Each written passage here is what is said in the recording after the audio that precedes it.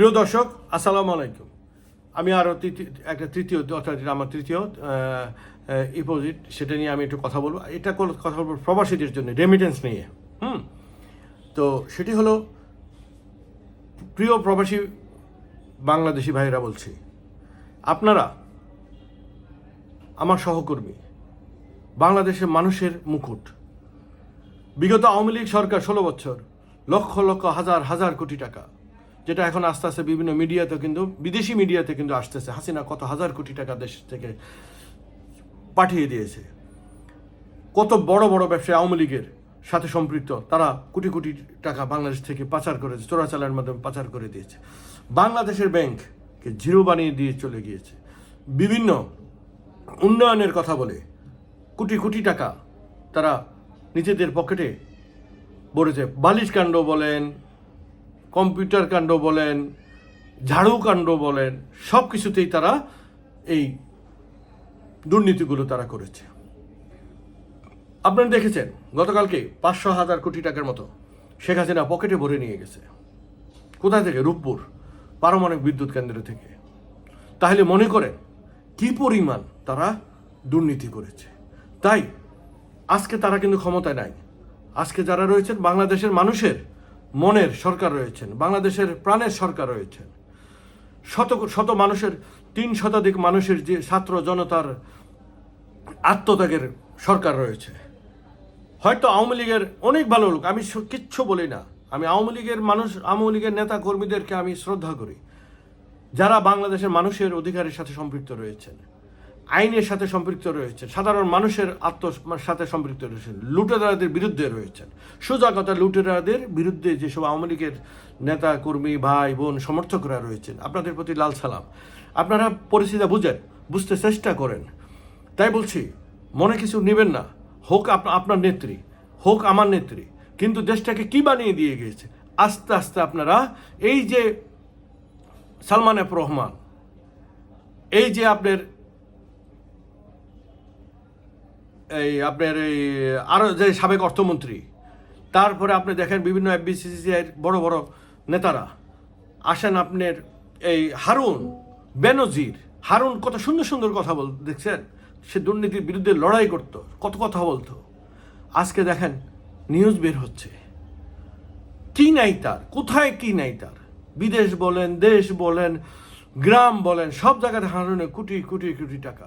স্বরাষ্ট্রমন্ত্রী, সেই স্বরাষ্ট্রমন্ত্রী এই লুচ্ছা লাফাঙ্গার, আমি বলবো তাকে, কেন? সে মানুষের অর্থ, কারি কারি অর্থ সে নিয়েছে। কোথায় বের হবে ভাই, বের হবে। মৃত্যুর আগে হইলেও আমরা একবার হইলেও দেখে যেতে পারবো এবং জানতে পারবো। স্বরাষ্ট্রমন্ত্রীর কোটি কোটি টাকার গাড়ি রাস্তায় পড়ে রয়েছে এখন। তিনি বস্তা ভরে টাকা নিতেন, কোথায় তিনি গেলেন? কোন ঘরতে তিনি লুকালেন? বের হইতে হবে। মনে করবেন এটা আওয়ামী লীগের সরকার, যে আপনারা বিএনপি কিংবা বিরোধী মনের যে মানুষগুলোকে বলতেন, ভয় দেখাতেন যে মাটির নিচে থাকলেও আমরা খুঁড়ে খুঁড়ে বের করবো। ওই মাটির নিচেও যদি আওয়ামী লীগের কোনো নেতাকর্মী, দুর্নীতিবাজ নেতাকর্মীরা থাকে, তাদেরকেও খুঁজে খুঁজে খুঁজে খুঁজে কেঁচোর মতো, গ্রামে নিশ্চয় যারা থাকেন আপনারা জানবেন যে কেঁচা আছে, রাস্তার পাশে থাকতো আগে। আমরা এটা উঠে উঠে আগে শয়তানি করতাম। তো সেই কেঁচো দেখেও উঠেও কিন্তু তারা আপনাদেরকে তুলে নিয়ে আসবে, যত মাটির নিচেই থাকুক। তাই এটুকু একটু কথা বললাম। সেটি হলো প্রবাসী বাংলাদেশিদের প্রতি আমার যে অনুরোধ, এটা মনে করবেন না আওয়ামী লীগের সরকার যে সব লুটতরাজ হয়ে যাবে। আন্দোলনের সময় সবাই বলেছিলেন বিভিন্ন মাধ্যমে যে আপনারা প্রবাসীরা, ভাইয়েরা, ভাই বোনেরা, আপনারা যারা রয়েছেন, আপনারা কোনো অর্থ প্রেরণ করবেন না এই সরকারকে, আমাদেরকে বিভিন্নভাবে আমাদেরকে ধরতে হবে। তা আপনারা যে ভূমিকা রেখেছেন এই আন্দোলনে, সেই আন্দোলনে আপনাদের ভূমিকার জন্য আপনাদেরকে আমরা লাল সালাম জানাই। আপনাদের প্রতি আমরা কৃতজ্ঞতা প্রকাশ করি। আমিও কিন্তু একজন প্রবাসী রেমিটেন্স যোদ্ধা ছিলাম, কিন্তু আমাকে ফকির বানিয়ে তারা নিয়ে এসেছে। তো যাই হোক, আজকে আমি তাদের ফকিরগিরি দেখতেছি। আমাকে যেমন ফকির যদি বানায় থাকে হাজারো মানুষের, প্রবাসীদের, আজকে আপনারা বসে বসে দেখবেন যে এই সরকার নিজেই এখন ফকির হয়ে গিয়েছে, অর্থাৎ পালিয়ে গিয়েছে। চোর, বাটপার, বদমাইশ, যাদের আর কোনো বাংলাদেশের স্থান হবে কিনা সন্দেহ আছে আমার। তো যাই হোক, তারাও এখন কিন্তু খেলে, এখন সেই তাদের দাদাবাবুদের দেশে বসে তারা বিভিন্ন গেম খেলে, কিভাবে আবার বাংলাদেশে মানে এই সমস্যা সৃষ্টি করতে পারে। কারণ এটা হাসিনা, মনে রাখবেন, সে একটা শয়তানের চেয়েও বড়, সে এক ফেরাউনের থেকেও সে বড়। এটা এটা আমরাও মনে করি, তার ফেস দেখলে আমরা বলি এইটা একটা ফেরাউন, যার ভিতর কোনো মায়া মমতা বলতে কোনো কিছুই নাই। আজকে সেই ইন্ডিয়াতে পালিয়ে গিয়ে সেখান থেকে তারা সেই শয়তানি করতেছে। যে নেত্রী বলতে পারে যে তোমরা কি করো, একটা লাশের বলে আমি 10টা লাশ চাই, এটা হলো সে আওয়ামী লীগ, এটা হলো সে আওয়ামী লীগের নেত্রী শেখ হাসিনা। তো যাই হোক, তার পাপের প্রায়শ্চিত্ত তাকে ভোগ করতেই হবে। আমি বলে যাব, যত আগে বলতে পারি নাই, এখন কিন্তু বলে যাব। আমি জানি মৃত্যু একদিন না একদিন আছে। এই আন্দোলনের সময় আমার উপরও কিন্তু আওয়ামী লীগের অনেক আওয়ামী লীগের গুন্ডারা, আওয়ামী লীগের বদমাশরা যারা আন্দোলনের ভিতরে সম্পৃক্ত হয়েছে, তারাও কিন্তু অনেক সাংবাদিকের উপরে তারা হামলা করেছে। তাই এখন প্রবাসী বাংলাদেশিদের ভাইদের উপরতে আমার বিশেষ অনুরোধ থাকবে, আবারও বলি, অনুরোধ থাকবে আপনারা রেমিটেন্স পাঠান, আপনারা এই সরকারকে তুলে ধরুন, আপনারা এই সরকারকে সার্বিক সহযোগিতা করুন।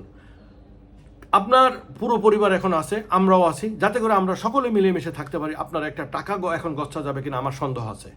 তো যাই হোক, এই সরকারকে আপনারা সার্বিক সহযোগিতা করুন, রেমিটেন্স পাঠান বেশি বেশি করে। আপনার রেমিটেন্স বাংলাদেশের মাটি কণার সাথে মিশে আছে। আপনার কষ্টের ঘাম, মাথার ঘাম পায়ে ফেলে যে অর্থ আদায় করেন, সেটা বাংলাদেশের আনাচে কানাচে সেটা জড়িত রয়েছে। দাবি থাকতেই পারে প্রবাসীদের, সে দাবিও এই সরকার পূরণ করবে ইনশাল্লাহ, আমার যতটুকু জানো, যদি কোনো দাবি থাকে। তা আশা করি প্রাণ খুলে আপনারা রেমিটেন্স প্রেরণ করুন, এই সরকারকে সার্বিক সহযোগিতা করুন। তাহলে আমি শুধু একটু যেটা আমাদের নিউজে এসেছে সেটি হলো